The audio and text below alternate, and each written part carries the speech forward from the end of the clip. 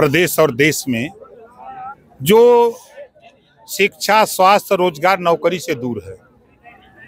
अभी आपने देखा कि जितने लोग आए हैं, हजारों की भीड़ में किसी के घर सिपाही नहीं है, किसी के घर लेखपाल नहीं है।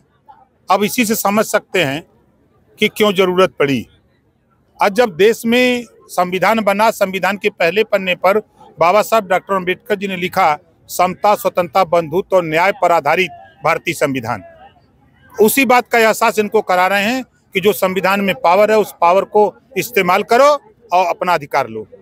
अभी एक वैकेंसी निकली है फार्मासिस्ट की 1002 पद, जिसमें ओबीसी आरक्षण 27% होना चाहिए, लेकिन केवल 126 पद है। तो आप सरकार में है, क्या मांग उठाएंगे इस पर? मांग उठाना नहीं, इस बात को लेकर मैं मुख्यमंत्री से मिला, राज्यपाल महोदय से मिला, डिप्टी सीएम केशव प्रसाद मौर्य से इस पे लेकर के राज्यपाल से मिला, और हमारे वो क्या नाम है डिप्टी सीएम आनी ब्रजेश पाठक जी, उनके यहाँ जाकर के हम लोग इस पे चर्चा किए। और ये हुआ कि जब तक रिजर्वेशन नहीं होगा, भर्ती हुई तो फिर लड़ाई हो जाएगी। 2024 की तैयारी शुरू हो गई है, संघनाद हो ही चुका है, क्या देखते हैं आप, किस नजर से देखते हैं 2024 का? देखिए, लड़ाई नाम की कहीं चीज नहीं है, सच बता दूंगा आपको। अभी आपके बगल में जो 500 साल संघर्ष लोगों ने किया, अब भगवान राम का मंदिर बन गया। कितने लोग तो मंदिर बनाने के लिए लड़ रहे थे, अब तो वो खुशी हो गए हैं। और जो सबसे बड़ी बात देखिए, उत्तर प्रदेश में 7 साल से योगी आदित्यनाथ जी मुख्यमंत्री हैं, और 7 साल में एक भी दंगा कहीं नहीं हुआ पूरे प्रदेश में, 75 जिले में, ना कहीं कर्फ्यू लगा। आज भेदभाव नहीं है, जो भी योजना बन रही है, चाहे वो किसान सम्मान निधि की योजना हो, वो सीधे खाते में जा रही, कोई बीच में बिचौलिया नहीं।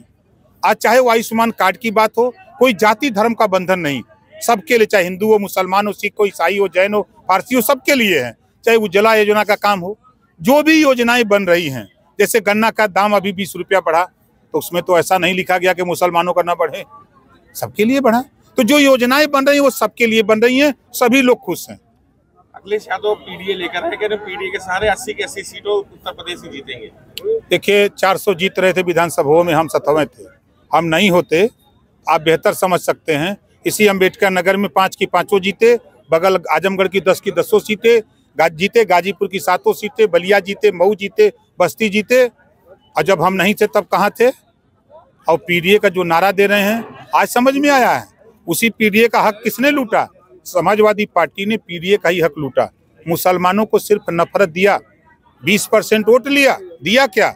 जुल्हा दुनिया अंसारी, साईं दर्जी, फकीर शेख सैयद पठान, क्या दिया उनको? सिर्फ एक काम दिया है कि तुम मरो, जाओ, जहां तुम्हारा कब्रिस्तान है वहीं गड़ो, हम 4 दीवारी बना देते हैं, वहां कोई जानवर नहीं जाएगा। इसके अलावा अगर कुछ दिया हो तो बता दीजिए। पिछड़ों को क्या दिया इन्होंने? पिछड़ों का हक लूटा। 27% रिजर्वेशन बांट करके देने की बात 3 सितंबर 2013 को हाईकोर्ट ने कहा, मुख्यमंत्री अखिलेश जी थे। 27% आरक्षण बांट करके सबको दिए होते तो आज राजभर का बेटा, चौहान का, पाल का, प्रजापति का, बिंद का, केवट का, मल्लाह का, बंजारा का, बहेलिया का, खंगार का, आरक का, वंशी का बेटा भी सिपाही होता, दरोगा होता। लेकिन उन्होंने ये नहीं सोचा, उन्होंने पिछड़ों का हक लूट करके अपनी जाति को देने का काम किया है।